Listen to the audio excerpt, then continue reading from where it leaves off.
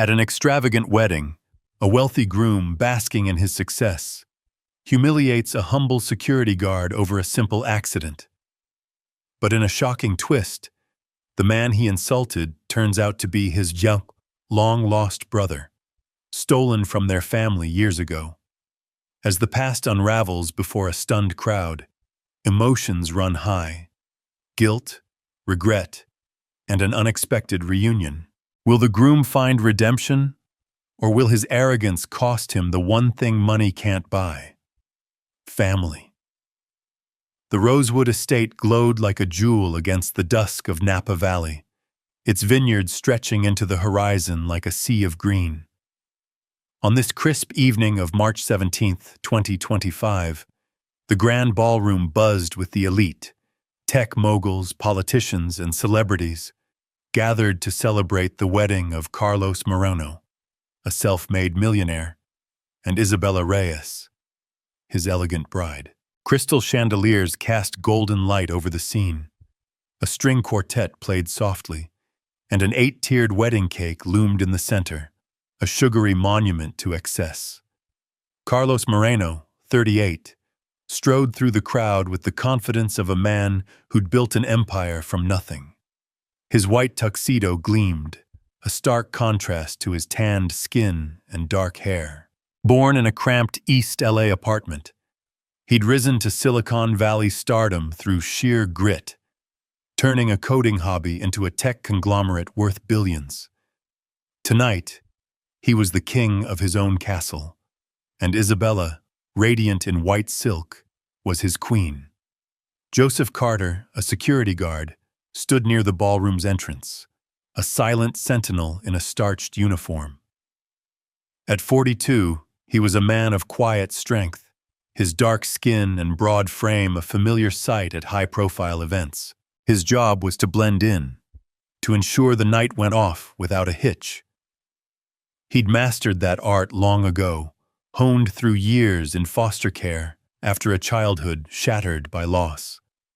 The evening hummed along until Carlos, deep in conversation with a venture capitalist, brushed past Joseph's post. Their shoulders collided, a fleeting misstep, but the glass of Pinot Noir in Carlos's hand tipped, splashing crimson across his pristine jacket. The music didn't stop, but the air thickened. Carlos whirled, his face twisting with fury. "What the hell, man?" he barked, dabbing at the stain. "You couldn't move? This is custom, costs more than you'll ever see." His voice rose, sharp and cutting. "They let anyone work these gigs now, huh? Figures." The words landed like blows, laced with venom and a sneer that drew gasps from nearby guests. Isabella touched his arm, whispering, "Carlos, stop." But he shrugged her off. Joseph's eyes flickered with hurt, but he squared his shoulders. "I'm sorry, sir. It was an accident." "Accident?" Carlos scoffed. "You're a damn liability. Get out of my sight." Humiliated but composed, Joseph nodded and turned away. As he did, a harried staffer with a headset rushed over. "Joseph, east exit, VIPs leaving early." The name hit Carlos like a jolt, freezing him mid-rant. Joseph. It echoed in his skull, tugging at a thread buried deep. He stared at the guards retreating back, the slope of his shoulders, the steady gait, and something clicked. "Wait!" Carlos called, his tone shifting to urgency. Joseph paused, glancing over his shoulder. "Come here. Now." Wary, Joseph returned, the crowd parting to watch. Carlos's gaze locked onto his face, high cheekbones, a faint scar above his left brow. Then, on instinct, he grabbed Joseph's wrist and shoved up his sleeve. There, faded but clear, was a crescent moon tattoo with 3 stars beneath it, etched in shaky ink. Carlos's breath hitched. He yanked up his own sleeve, revealing an identical mark. "Where'd you get that?" he demanded, voice trembling. Joseph pulled back, eyes narrowing. It's not your business. It is, Carlos said, stepping closer. Because I got mine with my brother. Before he was taken. The room tilted. Guests murmured, craning their necks. Isabella frowned, confused. Joseph stared, his calm fracturing as recognition dawned. That tattoo wasn't random. It was a pact, scratched into their skin with a stolen needle in a grimy LA alley. Two boys swearing they'd always have each other's backs.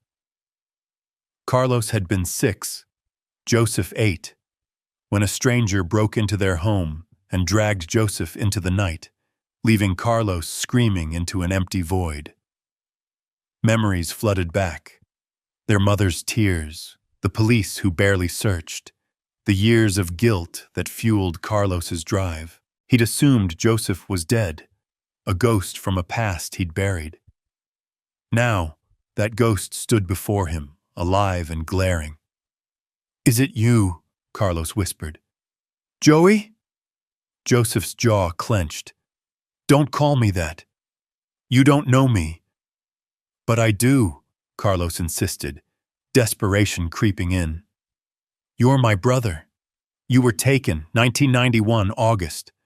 Mom never stopped looking." Joseph's eyes darkened. "She stopped when I needed her most. And you." He gestured at the ballroom, the tuxedo, the wealth. "You're living this, while I got nothing but scars." The accusation stung, and Carlos faltered. "I didn't know you were alive. I'd have found you." "Would you?" Joseph shot back. "Or would you have just yelled at me again, like some nobody?" The crowd watched, riveted. Isabella stepped forward.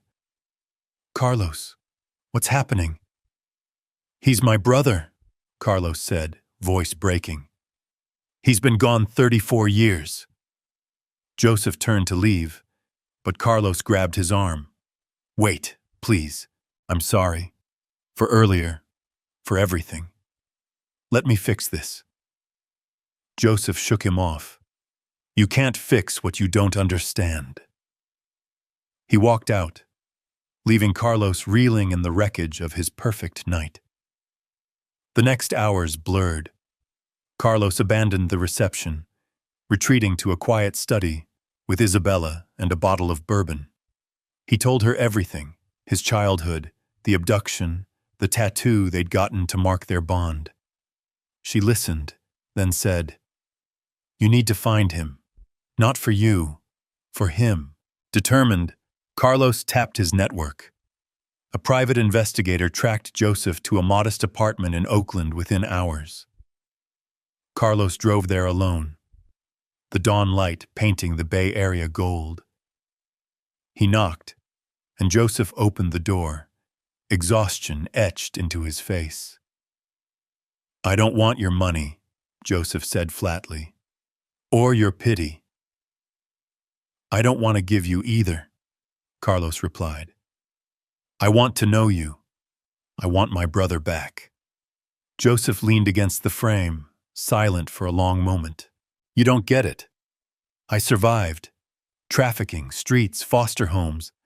I clawed my way up, and you—" He gestured at Carlos's designer coat. "You had a life. I had nothing." Carlos swallowed hard. "I had guilt. Every day I wondered why it wasn't me. I built all this to prove I could, but it's hollow without family." Joseph's gaze softened, just a fraction. "You think one night fixes decades?" "No," Carlos admitted, "but it's a start. Let me try." A beat passed. Joseph stepped aside, letting Carlos in. The apartment was sparse. A couch, a TV, a photo of a younger Joseph with a group of kids he'd mentored. They sat, the silence heavy but not hostile. Carlos pulled out his phone, showing a picture of their mother's grave. She died 10 years ago, never stopped blaming herself. Joseph's eyes glistened. "I tried to find her once, too late." They talked, haltingly at first, then deeper. Joseph shared fragments, the traffickers who'd sold him, the escape at 16, the years of scraping by.